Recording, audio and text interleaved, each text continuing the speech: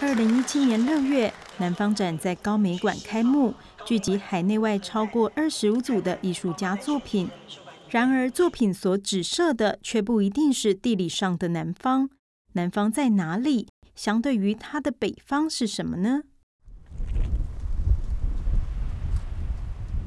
这边地层下陷真的很严重，只要一涨潮，拍摄，你现在所看到的这7、8栋房子啊，全部泡水。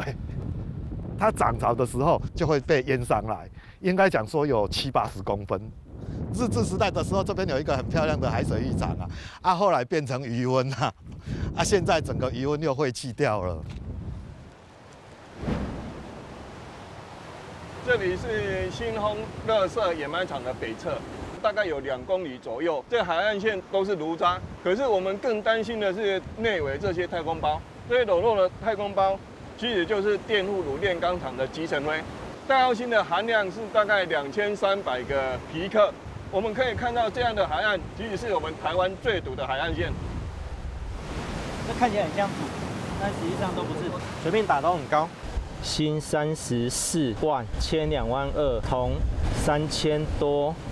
这些有害物质就往周围的环境扩散。那我们知道旁边就是海，那这些东西当然会跑到海洋生物去，慢慢的透过食物链，最后当然会回到我们人体身上。这一条我就把它称呼为水线也就是涨潮的时候，水就会被淹到这边在云嘉南这边我想最严重的就是超抽地下水，所以这些房子它们才会泡在水中现代化里头，我们看到了这些地景的变化，事实上都是人类在近100、200年之内用高科技的方式去介入产生的一个所谓的天灾。现在我们面对的一个状况是说，环境、土地、河流、空气也都被南方化。它在我们发展的过程当中，认为说那个是外在的东西，不需要去考虑的，可以被遗弃掉的。所谓的南方在这里头就不再是一个地理上的南方，而事实上是说你权力分配上面你就是一直是弱势者，你就必须要不断的抗争，不断的向所谓的北方，向权力的核心争取发言。因为我自己本身呢是屏东人，是南部出来的农村小孩，念了书，然后就出国留学。在这个过程当中，不断的都市化，不断的往权力的核心去移动的经验呢，让我重新呢深深的感受到说，这种我们所谓的城乡的差距，相对于台北的话，那高雄是或者是整个南部是南方，那相对于汉人的话，原住民或者新住民是南方。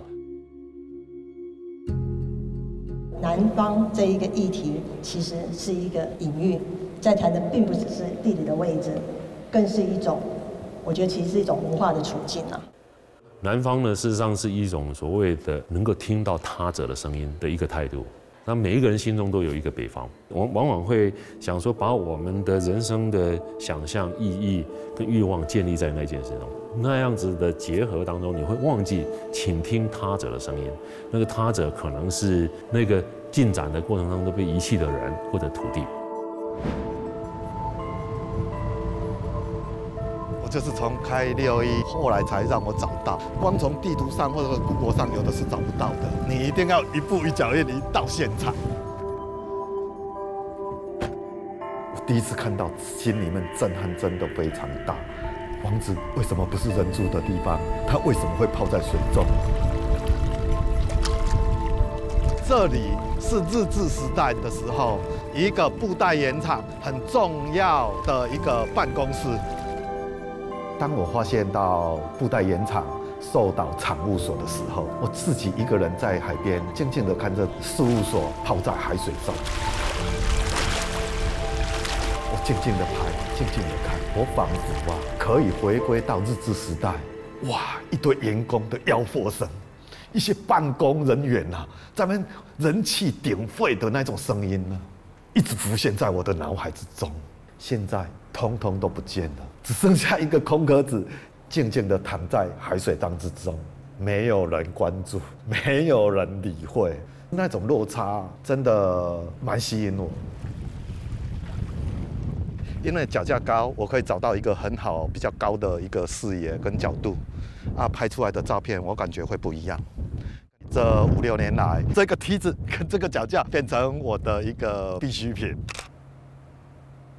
我的照片的空灵感来自于整个照片的空间。你们看起来好像一张照片而已，其实它是由100多张照片所拼贴出来的。有可能是2个小时的一个集锦，也就是说，它让我观察到每一个角落、每一个细节，就没有受到角度跟空间的一个限制。借由这一种空灵感，反而去提醒人们，它虽然很寂静的在这边，这个地层下陷的问题我们还是要去解决掉。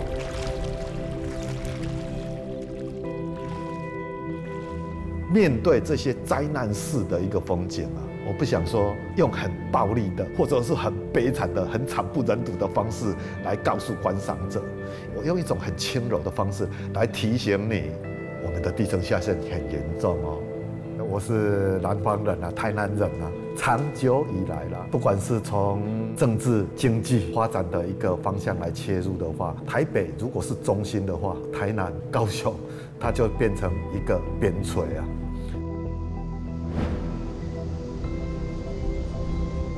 其实我以前都在拍台湾很漂亮的东西。我有一次就开着车子去追鱼，结果就追到那个二仁溪出海口，沙滩上都是染着红色的死鱼。因为我本身是学化学的，所以我马上就会想到说，这个一定是那个汇酸脱排以后造成这些鱼的死亡。我在那边看着那些死鱼，结果看一看，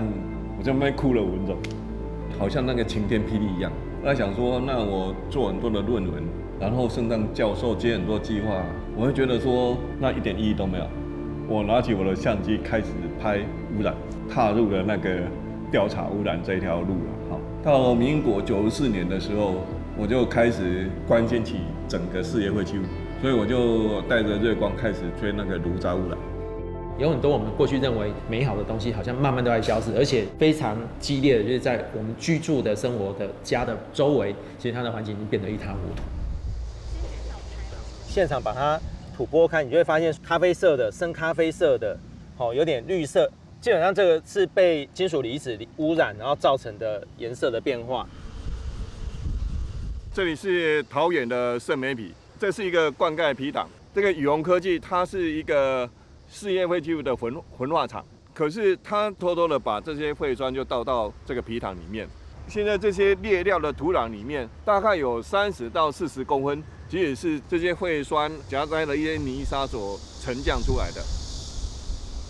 像我们刚从外面那里走进来，我们测到的铜大概从2000多开始起跳，到这里我刚刚测到是1万多 ppm， 我们管制标准是400嘛，大概就20倍以上。然后我们环境背景值大概不到50，就说这里的生物大概就都死光了，所以看起来就一片荒芜。20公顷的埤塘是120公顷农田的灌溉水，也就是说这120公顷农田在10几年来遭受了有污染的水灌溉，10几年来这120公顷的食物我们都吃下肚了。我们都说这个是圣梅埤的眼泪。他把圣梅埤的底泥挖上去，回填在挡土墙的后面。然后因为它有很严重的重金属的污染，然后下雨过后呢，这些金属离子就顺着雨水，然后这样流出来，所以就形成了这种彩色的壁画。这些色彩是人工的、人造的，它不是自然的。透过摄影，我们可以把这些东西都通通记录下来。那这些很鲜艳的颜色，都是一个一个的案子，在每一块土地上面都有每一个土地上面的故事。然后当你远远看的时候，它是一片很美好的。但是当你再仔细去了解、仔细去看的时候，你会发现，哇，这些全部都是来自于我们的农田、渔温、河边、我们的海边，全部都是我们的自然环境或者我们粮食生产的地方。那它背后所带来的意义其实是非常沉重的。一路走来，其实已经超过20年了，其实心非常痛。我希望说，是不是看了这些影像以后，如果你是住在南部的，你可不可以想想我的家乡？我所居住的地方是不是也是这样子的？我是不是能增加一点行动力？如果是住在北部的，是不是该想一想，我们很多的政策，我们在做决策的时候，我们有没有理解，或者是真正的重视到南部的声音？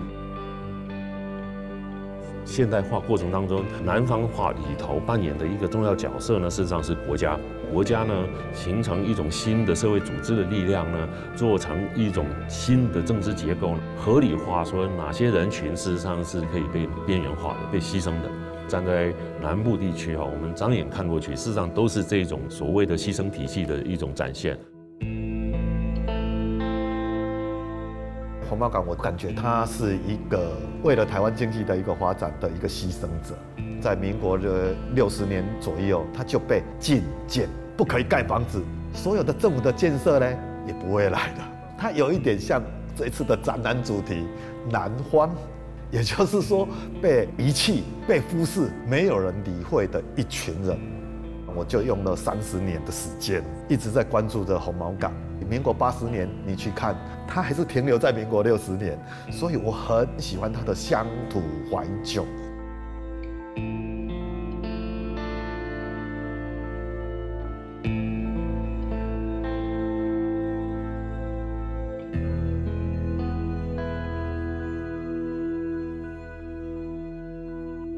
我一直很想把红毛港那种在地居民他们的感受，要迁村的那种感受给拍下来，叫做家园游移状态。我利用他们的老照片跟他们的老房子去进行一种编导式的一个摄影，把红毛港内心牵出去。我的家在哪里？我的未来在哪里？我又很不舍，红毛港是我祖先的地方，我想把红毛港人在地的心声给讲出来。不管是红毛港，不管是台湾水墨这一个系列，本来就是一直被忽略的地方啊。我只是在替这一些人发声，透过展览的一个方式，让更多的人注重到高雄被南方化，地层下陷这个主题也一直在被南方化。在讨论土地环境这些议题的里头呢，事实上我们看到说，最近10几20年呢，当代的文化工作者当中产生一种新的一个工作方式，就是一个大规模的创作。有一大部分我们会把说它当作是纯粹的一种调查报告，是因为说我们不愿意把艺术这么一个美丽的名词放在这一类型的影像作品当中。可是你如果从艺术史内部的角度来看的话，事实上没有什么差别啊。在美学上面，在感官经验上面，在整个形式上面呢，我们可以找到他们的共同点。所谓的规模美学这个概念，事实上也就是企图呢，把那个中间的相通把它衔接起来。作为一个展览来说的话，很多的作品呢是在某些层次上面互相交叉的在对话。每一件作品各自内部呢有它自己的丰富的内涵，把这些台湾本地的状况跟全球各地发生的状况要衔接在一起的。台湾在这里头当然不能够欠缺它扮演的角色。